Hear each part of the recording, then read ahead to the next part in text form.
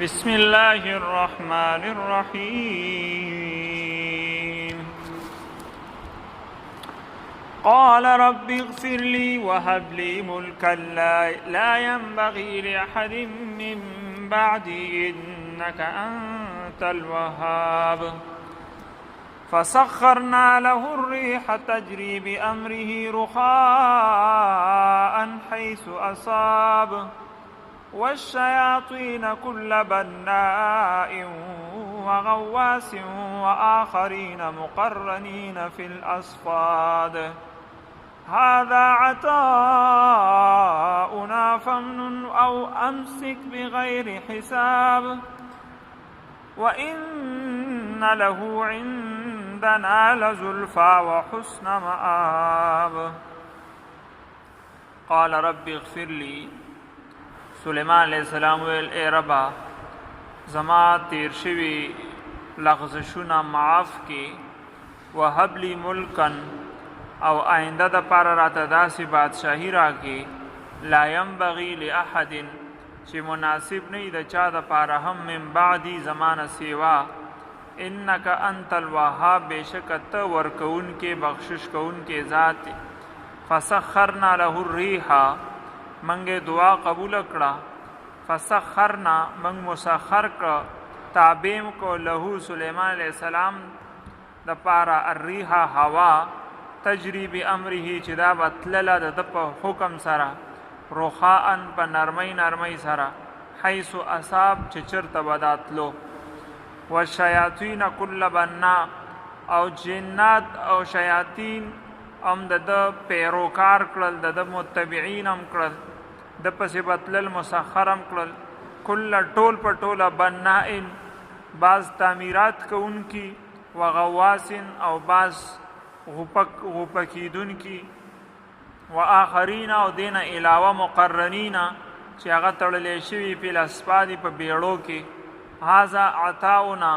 دا زمنګ عطیه ده فمنن نو بس کو غواړي په چا احسان وک ورکا او امسک ایزان سو ساته بغیر حساب تا سره هیڅ حساب کتاب پدې کې نشتا وان له بشک د سليمان عليه السلام عندنا من سره لزلفا یو نزدېکت قرب نزدېکت نزدېواله او حسن مآب او ښه انجام او ټکانه دې کې د سليمان عليه السلام دا یو دعا تذکرہ ده سلیمان علیہ السلام دا الله پاک نه سوال وکړ چې تیر شوي څه لغزشونه خاص طور باندې دغه لغزش کوم چې د هغه امتحانونه چې الله پاک واغستل مخکې د دوه امتحانونو تذکره وشوه نو په دغه کې څه کوتاهي او څه لغزش زمانه شوي سلیمان علیہ السلام فرمایي نو هغه راته الله پاک وبخي معاف کړي او آینده د پاره ته داسې بادشاہت راکړي چې دغه شان بادشاہت د چا سره مناسب نه من بعدی زمانه بعد او بعض علماء معنی کړي د زمانه سیوا صرف زمانه وروسته را زمانه کې نه بعد کې بلکې زمانه علاوه چې د چا لپاره هغه بادشاہت نه تا چاته ورکړي او نه به وته آینده ورکې تر قیامت پورې داسې بادشاہت چې ماته راکړي سلیمان علیہ السلام سوال نو الله پاک د سلیمان علیہ السلام دیږي کې اول خبره خو د سلیمان علیہ السلام دا سوال دی د بادشاہت غختل عہده غختل دی نو آیا په خپل معنی عہده غختل امارت غختل په خپل مشري غختل نو دا خبره ده نو دا خو تاسو مخ کې ویلې شی حدیث شریف دی چې چا قضا عہده وغختله نو الله پاک هغه تاواله یعنی چې ته پویا شو کار دی پویا شه او یو کس عہده نه غواړي خو خلک ورته ورکی خلک په خپل مشرکی نو هغه سره الله پاک مرسته او مدد ورسره نو په خپل غختل چې کوم دی دا مناسب نه دا ناجایز ده په دې وجه علما فقها فرمایي کو څوک په خپل باندې قضا وغواړي عہده د قضا نو هغه ته به نه ورکي خو بعض مقامات داسې دي چې په هغه کې یو کس وی چې سو پورې ماته دا مشري نه میلاو شوي نو دا بګاړ او دا فساد دا نه سمیږي یو ما سره د دې حل موجود دی او چې معاشره هم دا تقاضا کوي او هغه ته خپل هم دا یقین دی چې کوم فساد په دې معاشره کې خور دی دا به هله سم شي چې د دې واګې زما لاسو ته راشي د هغه په خپل ځان 100% یقین دی نو داسې کس داسې ټیم کې دعا کولی شي او هدم غوښتی شي د هغې مثال د یوسف علیه السلام هم دی چې اجعل لي علی خزائن الارض چې هغه یوسف علیه السلام وزارت وغوښتو چې ما ته دا وزارت راکه وزیر خوراک کما چې زه دا رزق خلکو ته په صحیح ترتیب سره ورسوم چې څوک هم دا قحط محسوس نه کړي دا کوم د قحط اثرات دي نو دا واقعي هماغه شان وشوه د یوسف علیه السلام لاس له چاودنې راغلی نو هغه ټول صرف په هغه مصر کې نه بلکې د نور علاقو خلک رالل ټولو ته چې دی نو هغه قحط هغه زیات شدت چې دی هغه چام چې دی مطلب د هغې تکلیف یې برداشت نه کو محسوس یې نه کو او چې کوم خلک دغې نه نو خبر نو هغې ته د اثرات ورسېدل او هغوی ته سخت تکلیف نو که چې ته یوسف علیه السلام لاس ته چابې نه وی راغلی نو کیدای شي چې هغه خپل ملک هم هغې ته هم دا رزق نه وی وررسېدلی او هغوی د اولږې مړه شوی دې ځای کې سلیمان علیه السلام هم بادشاهت غواړي د الله پاک نه سوال کوي نو دې ځای کې چونکې د سلیمان علیه السلام سوال د دې دپاره نه و چې ما ته د اقتدار میلاو شي زه د صرف کرسۍ ته ورسمه صرف د دغې دپاره چې بس زما به نوکران چاکران ما سره به خلک ګرځي او بس یو روب داب به مي د دې دپاره نه دی غوښتی بلکې سلیمان علیه السلام سوال وکړو خو د سلیمان علیه السلام سوال صرف دې دپاره کړی و چې زه د الله پاک دا کلمه اوچته کما او بل دا دی چې زه انصاف په ځمکه باندې خور کړم د الله نظام چې ما سره څومره طاقت را سري نو د الله دا نظام به په ځمکه زه په هغه شان مضبوطیا سره خورم او د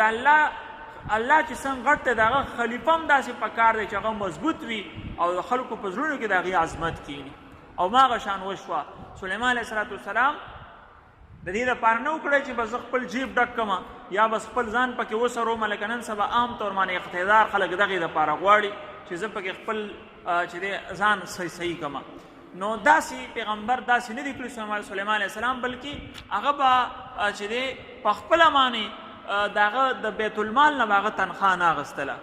سلیمان علیه السلام څومره غټ حکمران دی خو د هغه تنخواه د هغه وظیفه هغه د بیت المال نه وه بلکې په خپله کور کې به د دې ټوکرو کار کېده دا ټوکرې موکرې به جوړولې او د هغې آمدن چې دی دا به د سلیمان علیه السلام خرچه وه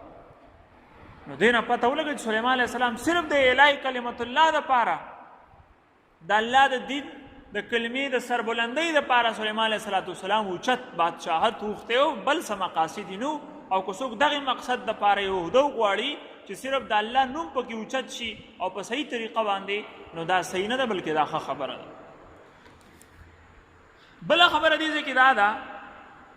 چې سلیمان علیه السلام او بله خبره علماو دا هم لیکلې ده چې د سلیمان علیه السلام دا بادشاهت غوښتل دا د الله پاک د رای مطابق و ورنه پیغمبر بغیر د الله د رای نه کار نه کوي وما ينطق عن الهوى ان هو الا وحی یوحى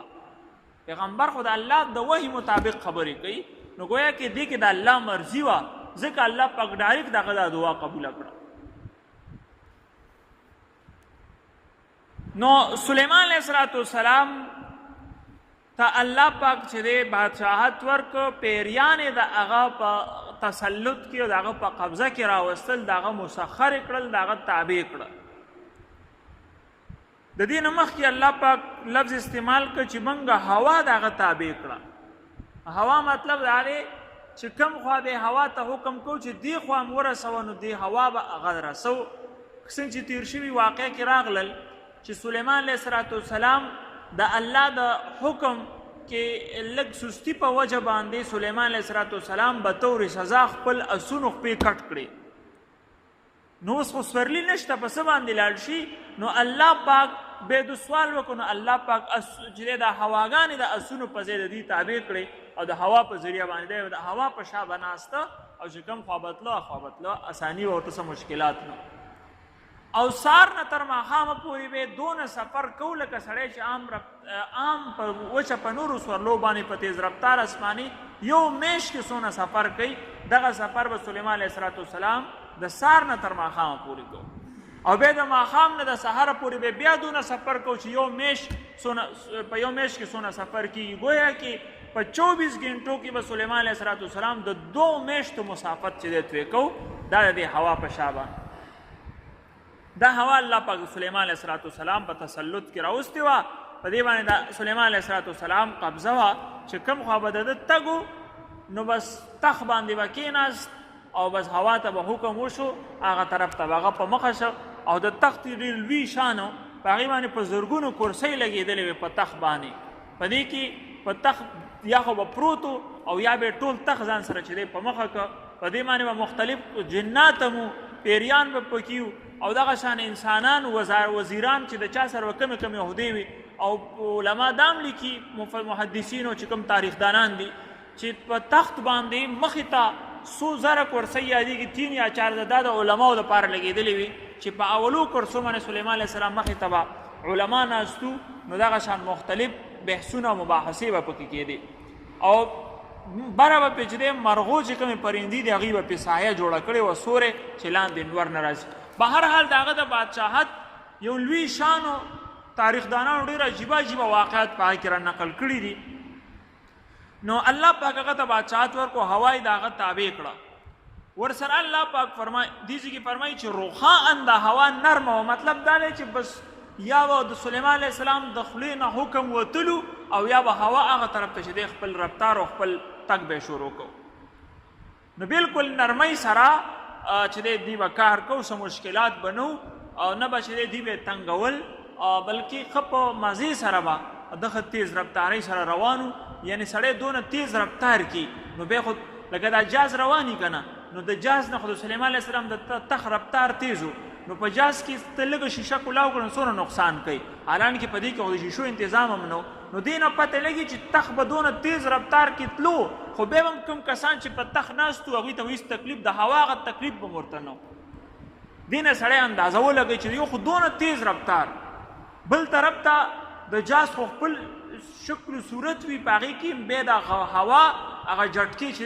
چې دی محسوسوي یا د وریځې جټکې نو د سلیمان علیه السلام په تخت کې دا جټکې مټکې نه وي بلکل رخاءً په نرمۍ سره ودا تله. نو په دې کې خو به وړې وړې مرغۍ وي دونه تیز رفتار سره هغوی ته تکلیف هم رسېده خو دا تکلیف به نه و. نو دا بېله معجزه ده چې یو ستا دونه تیز رفتار دی د تخت د هغې باوجود د هوا چې کوم مقابل سمت نه هوا راځي د هغې هېڅ قسم تکلیف چې دی دوی ته نه. بله خبره والشیاطین پیریان بنائن تعمیرات کوونکي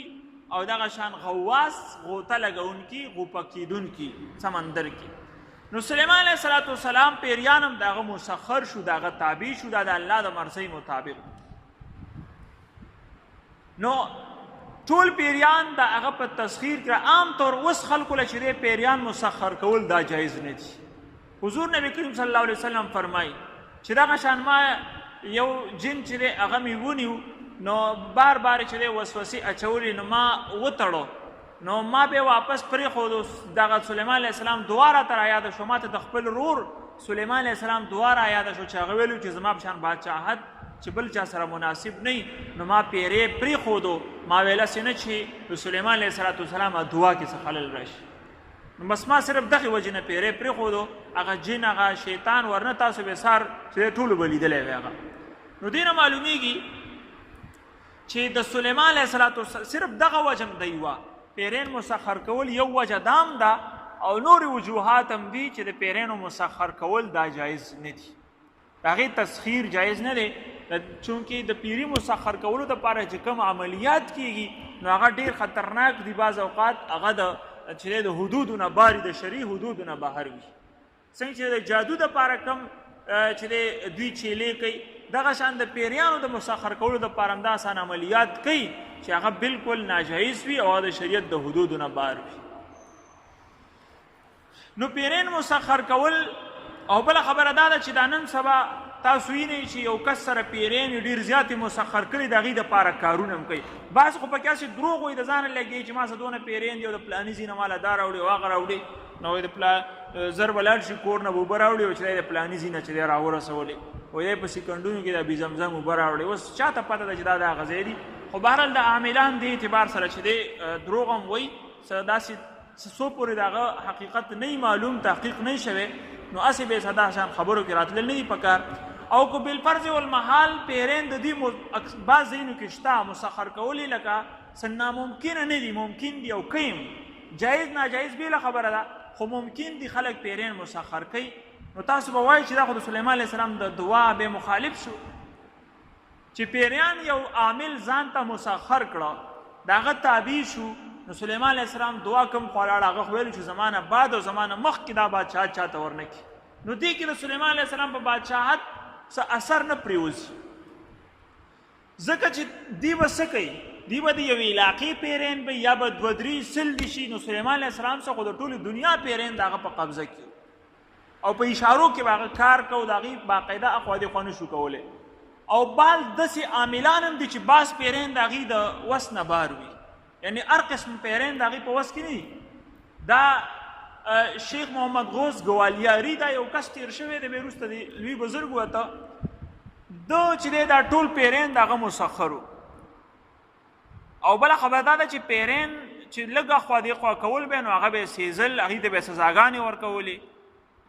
کله به په یو ځای کې پیرین وسیزل، کله په بل ځای کې. نو پیرین ته تنګ و، د هغه نه ډېر زیات، او دا ډېر ټیټ عامل و په هغه دور کې. یو پیری چې دی هغه په ونه کې ځوړن کو، مړې کو، په دغه طریقه باندې په چا ناستو او بیسته مړ کو. دا مړ کول هم نه پکار، خو بهرحال د عمل وکړو، یو پیری مړ کو. د دغه پیری دا واقع چې دی شیخ یعقوب مجددي بوپالي رحمت الله علیه دا واقع خپل کتاب کې نقل کړی ده، بلکې ابوالحسن علي الندوي رحمت الله علیه دغه د یو مجلس نه دا واقع نقل کړی، به یو کتاب کې دا واقع لیکلی ده چې دغه پیری کوم چې دا په ونه کې راځوړن کړی و، د هغه یو زوی و. مور ورته ووې که ته ځان ته بهادر وې نو او ما ته خپله مور وې، نو ته د خپل پلار بدل چې تر څو پورې نه یې اخیستی، ته به کښېنې نه په ځای باندې. دغه پیری چې کومه ښځه وه،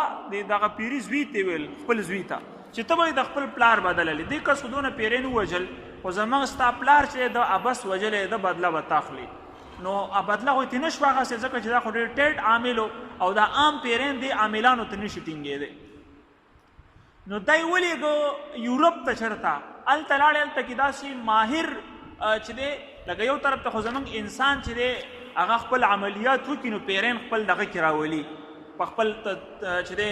مسخري کې، خپل تابع کې، خپل قبضه کې راولي. خو د پیرینو خپل کورس دی، هغه چې هغه کورس وکړي نو چې څونه زیات چا کړی، نو د انسان هغه عمل چې دی عملیات په هغه باندې اثر نه کوي. هغې هم بیا ورسره په مقابله کې عملیات کوي، دا جنات دا پیرین. دی بار چې دی یورپ ته ولېږو، هلته کې ماهر د دې سحر و جادو ماهر پیریان هلته کې موجود و. نو هلته کې چې دی وخت تیر کو، بیا رالی، مور ته ویل چې ما خو کورس وکړو.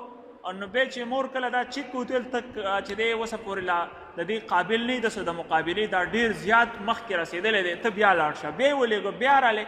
درې پیري په دریمه پیره چې رالی، بیا ورته مور ویل چې ته اوس د ده کس سره مقابله کولی شي. نو دغه علاقه کې دا په یو ښځه باندې کېناسته. نو خبر لاړې چې بهی د دغه علاقه کې د دومره روب دا به چې پیري به د سره په هغه علاقه کې قدم نه شو ږدی، نه به په چا کېناستی شو. نو دغه پیری دغه پیری زوی کوم چې وله وجلی، دا په یو زنانه باندې کېناسته او خبر لاړی هغه ته چې راشه او په پلانۍ کلي کې په زنانه ناست. هغه حیران شو چې څنګه زما چې دی په علاقه کې بیا دا عمل شوی، دا ټول پیرین ته خو زما پته ده. دو پسې خبر راولېږو چې پاسه زه پلاني رالیږلی. هغه چې رالی نو هغه ورته جواب کې ولېږل چې زه ستا په انتظار یم، ته راشه. هماغه کس ته ویل شیخ ګوالیاري چې کوم دی، هغه ته ویل چې ته په خپله باندې راشه، زما تا سره ملاقات. نو دا وله رالی په خپله باندې، د خپل عملیات وکړل، پته ورته ولګېده چې سړی خو ډېر ټیټ شوی دی، پته نه کېږي څه کړي. نو هغه ورته ویل چې ما له یو چیلې دپاره ټیم راکړه، چې زه یو چیله پخه کړم، بیا به زما تا سره. هغه یو چیله نه، دریو چیلو دپاره مې له ټیم درکړئ، نه 3 چیلې ولګوه، بیا راشه چې دی بیا به ګورو. هغه ټیم پوره کړ، راغی خپل ټول عملیات یې وکړه، خو چې دی هغې په خپل چې دی نه شو کنټرول کولی. نو بیا ورته هغه وویې د خپل شکست تسلیم کو. دغه پیری ورته وویې چې بهی زه به اوس تا په ونه کې راځوړندوم، څنګه چې تا زما پلار راځوړند کړی ووژلی دی، اوس به زما تا سره هغه عملي. نو به هر حال د هغه د زندګۍ نه مایوسه شو. دغه علاقه کې یو بزرګ اوسېده، یو درویش په خانقاه کې، چې ده په دې زندګۍ کې دغه درویش طرف ته چې ته سرم نه وړولی وي دا لګې دي الله الله به کوي هغه طرف ته نه وکتلي بیا دا اخره کې ورغلی چې زه اوس مې اسیم دا وجني پته نه لګي چې نن به مې وجني یا سبا راشه چې په دې تک تک کې دنه چې دی د سره چې دی مخه وکم ورته ویم چې وایي دا حالت دی او زه دنیا نه روان یم هغه سره ملاقات وشو هغه ورته ویل خیر خو دی هغه ورته ویل بس بیا به زما ستا ملاقات نه کېږي زما نن اخرۍ ورځ ده هغه ورته ویل ولې خیر خو دی څنګه د مخکې نه پته ولګېده هغه پیرې ورسره و چې دا جن دی دا مې وژني دا راپسې لګېدلی پوره واقع ورته بیان کړه چې ما د پلار وژلی او بیا د دا وکړل هغه او دا مور را لېږلی دی چې ته به تا وژنې نو هغه شیخ صاحب چې کوم دی هغه خانقاه کې چې ناست و هغه پیري ته متوجه شو ورته یې ویل چې ته د داسې چل وکړه چې ته لاړ شه او خپل مور ته دې ووایه د الله دپاره ستا چې کومه غوښتنه وه او څه دې غوښتل هغه وشو بس اوس دا معاف کړه هغه پیري ورته ویل چې زما مور به انشاءالله ومني ستاسو چې څنګه پیغام وي ستا حکم وي نو هغه لاړې هغه مور ته ویل هغه شان معاف کو صرف د الله د نوم واسطې ورته ورکړه بیا ورته اخره کې ویل تا ټول عمر په عملیاتو کې ولګو پته نه کې څنګه عملیات به تا کړي جایز ناجایز نه دي کتلي ما صرف یو پیر د الله نوم په اخلاص سواغه دغه په زړه څنګه اثر وکړو او دغه د مور په زړه باندې څنګه اثر وکړو تا سره بل هیڅ قسم چاره نه وه په دنیا کې یو انسان هم د دې ټول نه شو رایستی کم عملیات چې دې پیري تاسو دپاره کړو خو صرف یو پیر ما د الله نوم په اخلاص سره واغستو د الله په نوم کې دون اثري او هغه هغه ته واپس ژوند درکړه هغه به ټول عملیات وغورځول او بیا د الله نوم چې دی او هغه سره شو او په خانقاه کې والله الله کول الله پاک ته لوی بزرګ به ویسته نو اصل کې خبره دی پور رااله چې د سلیمان علیه السلام چې کوم بادشاهت هغې ته څوک نشي رسېدی ځکه چې څوک هم داسې نشته چې هغه د ټولې دنیا په ټولو پیرانو باندې هغه تسلط قایم کړي